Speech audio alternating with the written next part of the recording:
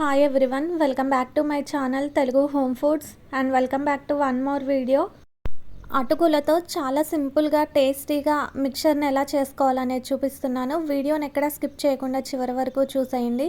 ఈ అటుకుల మిక్చర్ని మనం ఈవినింగ్ టైంలో, టీ టైంలో స్నాక్స్లా తింటే చాలా టేస్టీగా ఉంటుంది. నా వీడియోని ఫస్ట్ టైం చూస్తున్నట్టయితే వెంటనే సబ్స్క్రైబ్ చేసుకొని లైక్ చేయండి.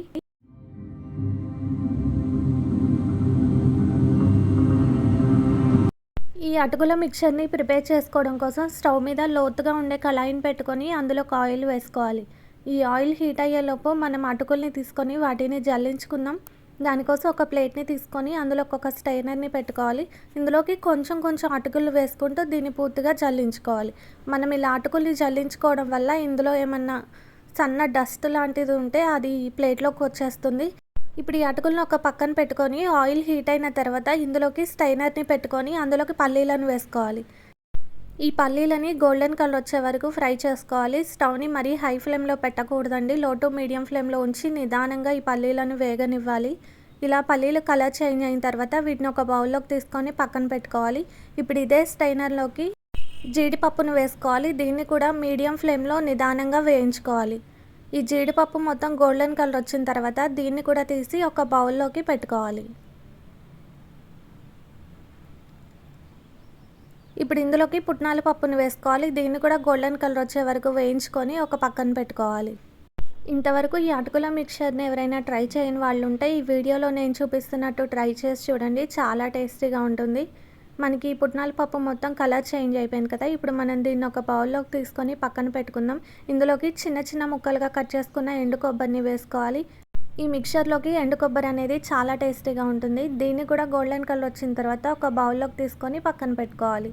ఈ వీడియోలో నేను చూపిస్తున్న విధంగానే పల్లీలు, జీడిపప్పే కాకుండా బాదం పప్పుని, కిస్మిస్ని వేసుకున్నా కూడా మిక్చర్ అనేది చాలా టేస్టీగా ఉంటుంది. ఇప్పుడు కరివేపాకును కూడా వేసి దీన్ని కూడా వేయించుకొని ఒక పక్కకి పెట్టుకోవాలి. ఫైనల్గా అటుకుల్ని వేయించుకోవాలి. అటుకుల్ని వేయించుకునేటప్పుడు స్టవ్ అనేది హై ఫ్లేమ్లోకి అడ్జస్ట్ చేసుకొని ఆయిల్ బాగా హీట్ అయిన తర్వాత అటుకుల్ని వేసుకోవాలి. మనం ఇలా హై ఫ్లేమ్లో పెట్టి అటుకుల్ని వేయించుకోవడం వల్ల ఇవి చక్కగా వేగుతాయి. ఇలా వేయించుకున్న ఈ అటుకులు మొత్తాన్ని ఒక బౌల్లోకి టిష్యూ పేపర్ని వేసుకొని అందులోకి వేసుకోవాలి. ఇలానే మనకి ఎన్ని అటుకులు కావాలంటే అన్ని అటుకుల్ని వేయించుకొని బౌల్లోకి వేసుకోవాలి.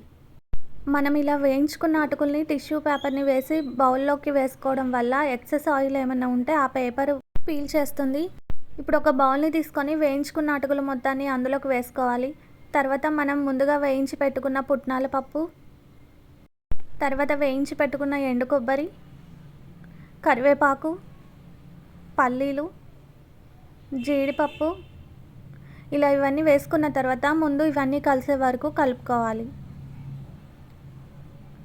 ఇలా ఇదంతా బాగా కలుపుకున్న తర్వాత ఇప్పుడు ఇందులోకి స్పైసెస్ అన్నీ యాడ్ చేసుకోవాలి. ఫస్ట్ పసుపు వేసుకోవాలి. పసుపు చిటికెడు వేసుకుంటే సరిపోతుంది.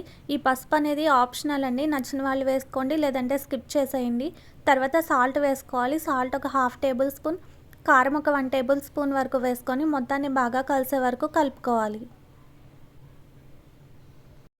ఇదంతా ఇలా బాగా కలిసే వరకు కలుపుకున్న తర్వాత మనం ఈ అటుకుల మిక్చర్ని ఒక ఎయిర్ టైట్ కంటైనర్లోకి స్టోర్ చేసుకుంటే మనకి ఇది 2 months వరకు స్టోర్ ఉంటుంది.